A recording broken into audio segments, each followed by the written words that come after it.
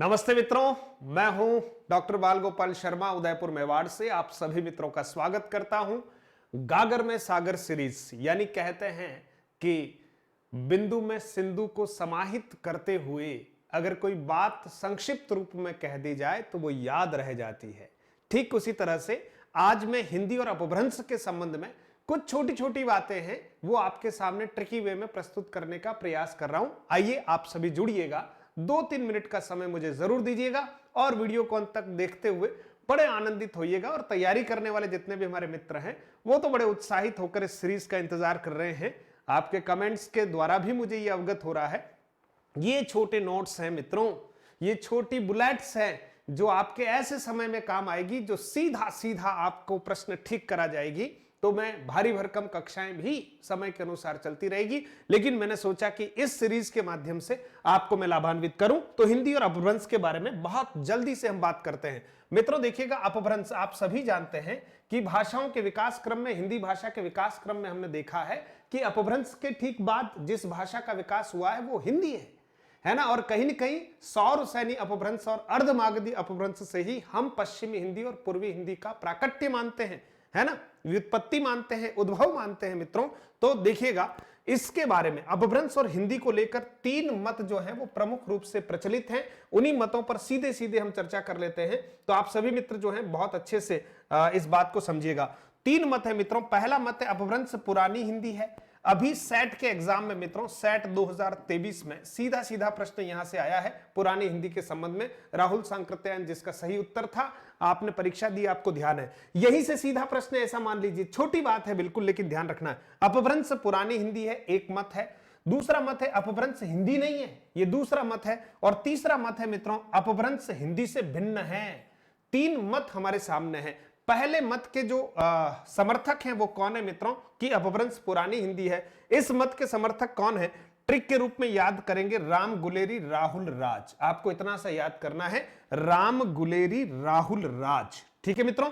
यहां राम से तात्पर्य आचार्य रामचंद्र शुक्ल से है, गुलेरी से तात्पर्य चंद्रधर शर्मा गुलेरी है, राहुल से तात्पर्य मित्रों राहुल सांकृत्यायन है, और राज शब्द ऐसे ही साथ में हमने लिख लिया है ना। राम गुलेरी राहुल राज, ये सभी अपभ्रंश को क्या कहते हैं मित्रों? पुरानी हिंदी कहते हैं। पक्का ध्यान रखिएगा, प्रश्न आएगा। अपभ्रंश हिंदी नहीं, ये कहने वाले कौन है? आचार्य हजारी प्रसाद द्विवेदी मित्रों।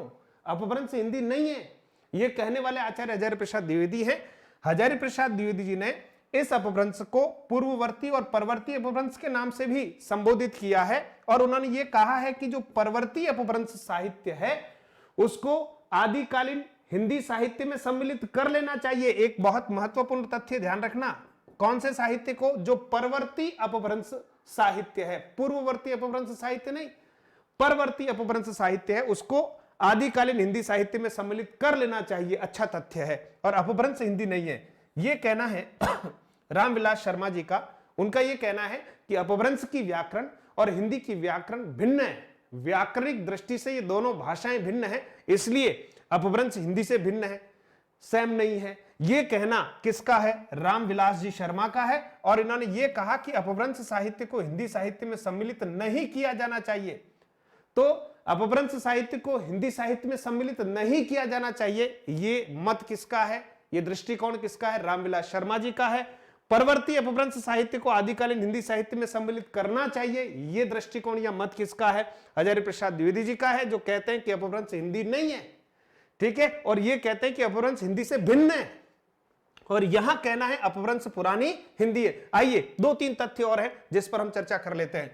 अपभ्रंश को, यह भी प्रश्न आता रहता है मित्रों, बहुत मोस्ट है, ध्यान रखिएगा। अपभ्रंश को प्राकृताभास हिंदी या पुरानी हिंदी किसने कहा है? आचार्य रामचंद्र शुक्ल ने कहा है।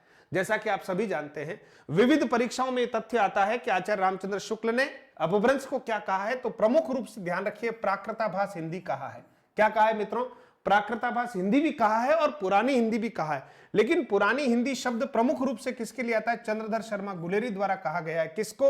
अपभ्रंश को पुरानी हिंदी कहा गया है। ध्यान रखिएगा, चंद्रधर शर्मा गुलेरी ने अपभ्रंश को 2 भागों में बांटा है। एक का नाम रखा पुरानी अपभ्रंश, दूसरे का नाम रखा परवर्ती अपभ्रंश। यह भी आपको ध्यान में रखना है। आचार्य शुक्ल ने सिद्धों की रचनाओं की भाषाओं के लिए एक नाम रखा है देश भाषा मिश्रित अपभ्रंश। यह भी एक महत्वपूर्ण तथ्य है कि सिद्धों की जो रचना है उसकी भाषा के लिए आचार्य शुक्ल ने क्या कहा? आचार्य शुक्ल ने कहा कि उनकी भाषा देश भाषा मिश्रित अपभ्रंश है। और एक रामविलास शर्मा जी का मत है कि आधुनिक आर्य भाषाओं को अपभ्रंश से निकला हुआ नहीं मानते हैं। कौन? रामविलास शर्मा आधुनिक आर्य भाषाओं को अपभ्रंश से निकला हुआ नहीं मानते हैं। तो मित्रों 2 4 5 तथ्य आपके सामने छोटे छोटे अपभ्रंश और हिंदी के रखे हैं। आशा करता हूं ये आपको अच्छे से समझ में आ गए होंगे। फिर से आपके सामने अपभ्रंश और हिंदी को लेकर 3 प्रमुख मत हैं विद्वानों के। एक है अपभ्रंश पुरानी हिंदी है, दूसरा मत है अपभ्रंश हिंदी नहीं है, तीसरा मत है अपभ्रंश हिंदी से भिन्न है। ठीक है, और ट्रिकी तरीके से आपको याद हो गया होगा। ये कहने वाले कौन है अपभ्रंश पुरानी हिंदी? राम गुलेरी राहुल राज, इधर है आचार्य हजारी प्रसाद द्विवेदी और इधर है रामविलास शर्मा। तो मित्रों बहुत बहुत धन्यवाद। आप सभी इसी तरह से इस सीरीज से जुड़ते रहे, कमेंट के द्वारा मेरा भी उत्साहवर्धन करते रहे। काम करते हैं, गलतियां होती मित्रों, लेकिन विजयी भाव के आशीर्वाद के साथ छोटे छोटे बुलेट्स आप तक लेकर आऊंगा और कोशिश रहेगी कि आपका भरपूर प्रेम इस सीरीज को मिले। आप इसको अपने स्टेटस पर लगाइए, मित्रों तक पहुंचाइए, सोशल मीडिया पर जरूर डाल दीजिए ताकि कम से कम सारे मित्र आपके जितने भी हैं वो सभी लाभान्वित हो पाए। निःशुल्क अभियान है। मधुरम हिंदी प्रो से आप जुड़ सकते हैं मित्रों, डाउनलोड कीजिएगा और कोई दिक्कत आए तो आप हमारी टीम से संपर्क कर सकते हैं। नंबर मैं आपको यहां पर लिख लेता हूं।